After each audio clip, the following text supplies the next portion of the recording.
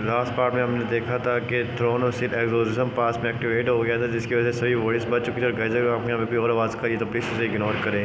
हमने देखा था कि लॉन्ग हॉचर हून का बदला लेने के लिए साइजर के पीछे पड़ चुका था, और हम देखते हैं कि अगले एपिसोड में क्या होता है। हॉचर अपनी सोर्ड का ज़बरदस्त ड्रैगन अटैक करके साइजर के सोर्स ऑफ पावर को डिस्ट्रॉय कर दिया था, जिसकी वजह से साइजर की रैंक लो हो गई थी और उसमें ताकत नहीं बचती और ख़ुद को हील भी नहीं कर पा रहा था। लेकिन साइजर शीमा शियान के अटैक से चिढ़ जाता है और वो कहता है घटिया इंसान, मैं तेरे को ज़िंदा नहीं छोड़ूंगा। तभी पीछे से लिन और ली शैन भी आ जाते हैं और लिन साइजर को हेलो बोल रहा था। अबे तेरा भाई है क्या जो तू उसे हेलो बोल रहा है? तभी साइजर लिन के पेट में एक ज़ोरदार मुक्का झड़ता है, लेकिन उसकी पावर चली गई जिसकी वजह से उसका कोई असर लिन पर नहीं होता। लिन कहता है भाई तू तो ज़्यादा ही कमज़ोर है यार, कुछ खाया पिया कर, अपनी जान बना।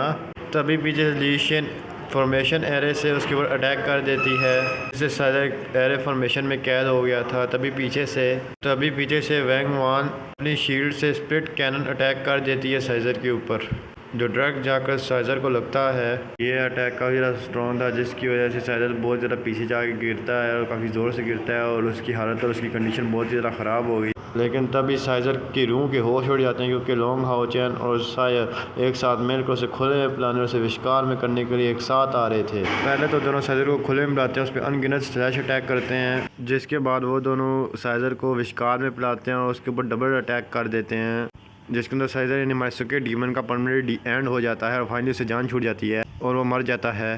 तभी वहाँ पे साइजर का क्राउन अपीयर होता है, जिसके अंदर उसका एनर्जी का सोर्स होता है। वहीं पे बुल डीमन हर जगह तबाही मचा रहा था। तभी सायर की मदर उस पर अपने स्टिक्स के मैजिकल से अटैक करती हैं, जिससे बुल डीमन को काफ़ी ज़्यादा दर्द होने लगता है और ये देखकर सभी मेडिशन अपनी अपनी पावर से उसके ऊपर अटैक कर देते हैं, जिससे बुल डीमन को काफ़ी ज़्यादा गुस्सा आ जाता है। वो कहता है कि तुम तो इंसानों की हिम्मत कैसे हुई बुल डीमन के सामने खड़े होने की, अबे चल है। और ये हमारा सीन शिफ्ट होकर हैंगयू पे आ जाता है, जो एग्जोरिज्म पास में कमांडर की डेथ से काफ़ी ज़्यादा दुखी हो जाता है। तभी हाओ चैन हैंगयू को हिम्मत देता है, क्योंकि ये लड़ाई अभी तक ख़त्म नहीं हुई थी। और तभी हम देखते हैं कि बुल डीमन को एक फॉर्मेशन एरिया के अंदर इन लोगों ने कैद कर लिया था। अब हाओ चैन अपने डबल ड्रैगन अटैक से बुल डीमन के ऊपर अटैक करता है। वहीं दूसरी तरफ हैंगयू ने भी बुल डीमन के ऊपर काफ़ी ज़ोरदार हमला किया था, जिसकी वजह से वो ज़ख्मी होकर काफ़ी बुरे तरीके से नीचे गिर जाता है।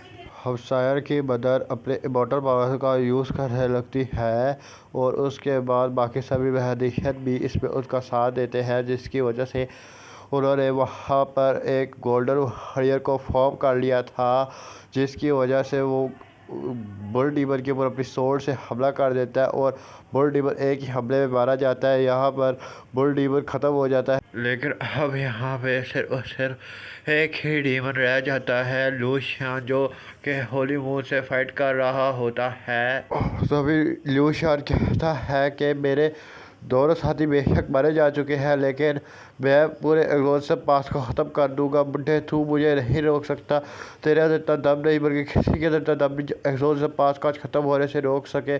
और उन दोनों के अंदर हमें काफ़ी ज़्यादा ख़तरनाक फाइट दिखाई जाती है। दोनों एक दूसरे लगे पड़े थे। और उन दोनों की फाइट को लॉन्ग हाओ चैन, सायर और सभी लोग मिलकर देख रहे थे। और यहाँ पे होली मून को लिू शियान से फाइट करते काफ़ी ज़्यादा मुश्किल हो रही थी। अब लिू शियान ग्रैंपा का वेपन नीचे गिरा देता है, वो निहत्थे हो गए थे। और उसके बाद एग्जोरिज्म पास के सभी लोग परेशान हो गए थे कि क्या होली मून हार जाएगा। इधर डीमन किंग कहता है कि बुड्ढे या तो बिना हथियार के मुझसे लड़ पाएगा। वो ग्रैंपा से कहता है, यानी होली मून से कहता है कि आज मैं तुम्हें एक बहुत अच्छी चीज़ गिफ्ट करूँगा और होगी तुम्हारी मौत। और उसके बाद ग्रैंपा आसमान से सीधा नीचे गिर जाते हैं। दूसरी लू शियान ग्रैंपा पर बहुत ही पावरफुल स्लैश अटैक करता है, जिसे वो एक शील्ड बना के डिफेंस कर लेते हैं, जिसकी वजह से काफ़ी अमाउंट में एनर्जी रिलीज़ होती है। और ये देखकर सभी एग्जॉरिज्म पास के लोग डर जाते हैं कि क्या वो ठीक होंगे कि नहीं। लेकिन ग्रैंपा काफ़ी ज़्यादा तेज़ थे, वो लू शियान की तलवार से छीन कर उसी की तलवार से सबसे पहले खुले में पिलाते हैं और उसकी रूह के होश उड़ा देते हैं। और फाइनली इसके बाद उसे विश्कार में पिला लेते हैं, जिसकी वजह से वो मारा जाता है।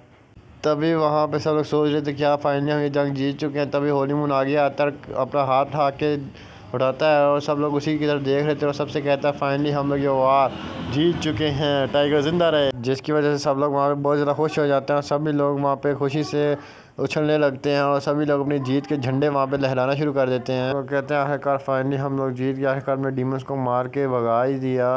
सभी लोग वहाँ पे खुशियाँ और जीत मना रहे थे क्योंकि उनका एग्जॉर्सिज्म पास अब बच चुका था।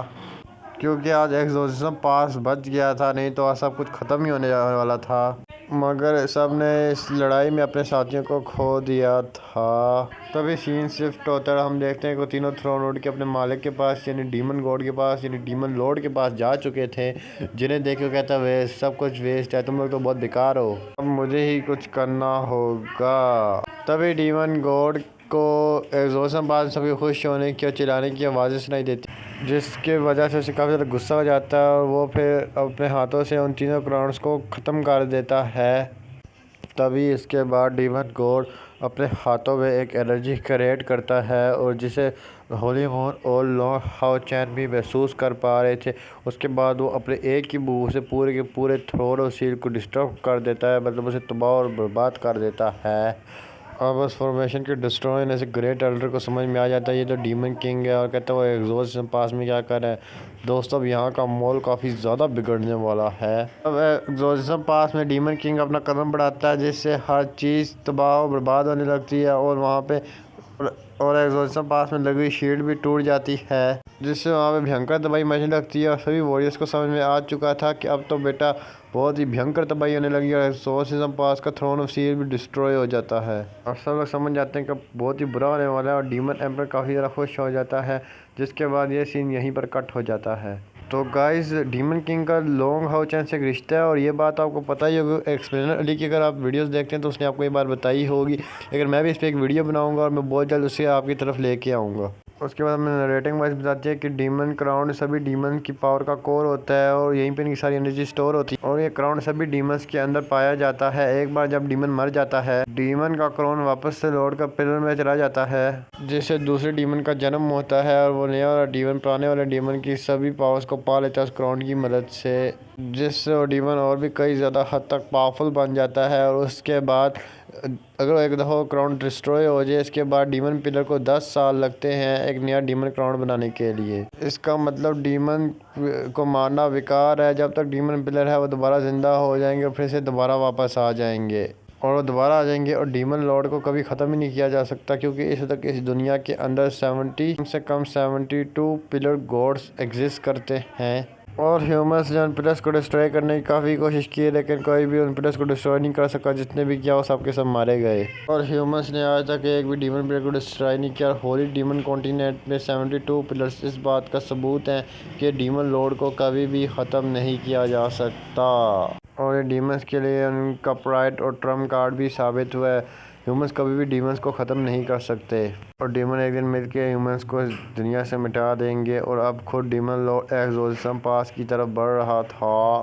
तो गाइस हमारा एपिसोड यहीं ख़त्म होता है। गाइस अगर आपको वीडियो पसंद आई तो लाइक कर दो यार, मेरा चैनल बहुत डाउन जा रहा है, प्लीज़ इसको लाइक कर दो, शेयर करो, कमेंट करो एंड प्लीज़ मुझे सपोर्ट करें। Thank you very much, next video मिलते हैं।